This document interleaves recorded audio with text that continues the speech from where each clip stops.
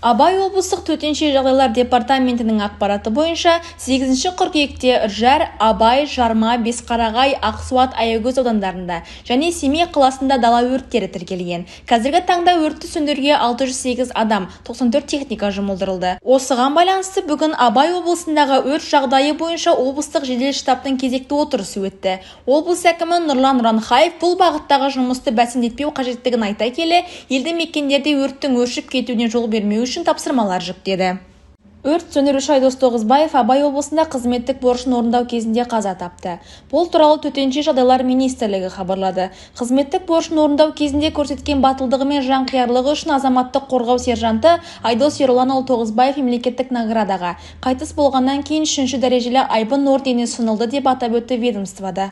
Айдос Тоғызбаев небәрі 36 жаста еді. Азаматтық қорғау органында 2019 жылдан бастап қызмет атқарды. Оның артында әйелі мен 5 баласы қалды. Айдос жас ұрпаққа үлгі боларлықтай ерлік көрсетті.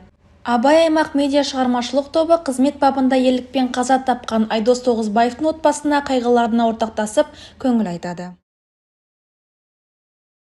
Семей қаласындағы Әлихан Бөкейхан университетінде Абай облысында кәсіпкерлікті дамыту тақырыбында конференция өтті. Жиынға облыс әкімінің бірінші орынбасары Айдын Кәрімов, Самұрық-қазына контракт бас директорының орынбасары Дархан Рамазанов, Атамекен ұлттық кәсіпкерлер палатасы басқарма төрағасының орынбасары Тимур Жаркенов қатысты.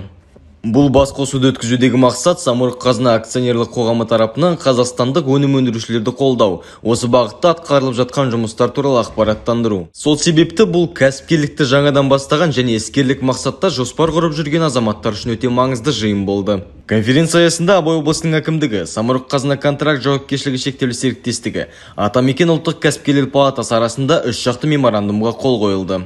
Осылайша басқосуға қатысушылар кәсіпкерлік саланы қолдау, жандандыру және импорт алмасу саясатын іске асыру бойынша бірлесіп жұмыс жүргізуге уағдаласты. Абай ауданының әкімі Нұржан Оразбекұлы жұмыс кестесіне сәйкес бір қатар нысандар алады. Аудан шекарасынан бастап Семей Қарауыл тас жолының жағдайын тексеріп, Мұхтар Әуезовтің Бөрілдегі музейі және әкесі мен анасы Омархан Нұржамал жерленген кесененің аумағын ретке келтіруді тапсырды. Бұдан кейін өңір басшысы Абайдың туған жері Сырт Қасқабұлақ және Ақшоқыдағы Құнанбай әулетінің қорымы мен музейін аралап көрді. Сондай-ақ Еңлік Кебек кесенесінде жүргізіліп жатқан жұмыстарды сапалы орындауды жүктеді. Көкпекті ауданының әкімі Ділдәбек Оразбаев іс-сапармен Преображенка ауылына барды. Өңір басшысы жергілікті тұрғындармен кездесу өткізіп, халықтың көкейінде жүрген сауалдарға жауап берді. Кездесу барысында ауылдағы су каналын қалыпқа келтіру мәселесі қозғалды. Себебі биыл көктемде қар суы ерігендіктен канал арнасынан асып, Тәуелсіздік және Достық көшелеріне су жайылған болатын. Аталған мәселе алдағы уақытта шешілмейтін болса, адам өміріне қауіп төндіруі мүмкін. Осыған байланысты бұл шаруаны назарда ұстауды жөн көрдім. Бүгінгі таңда Толағай кен өрнек жауапкершілігі шектеулі серіктестіктері аталған мәселенің оң шешілуі үшін демеушілік көрсетіп отыр. Ұзындығы 2,5 шақырымға жететін канал 4 метр тереңдікке дейін кеңейтілді. Алдағы уақытта бұл канал менің жеке бақылауымда болады, деді Ділдәбек Оразбаев.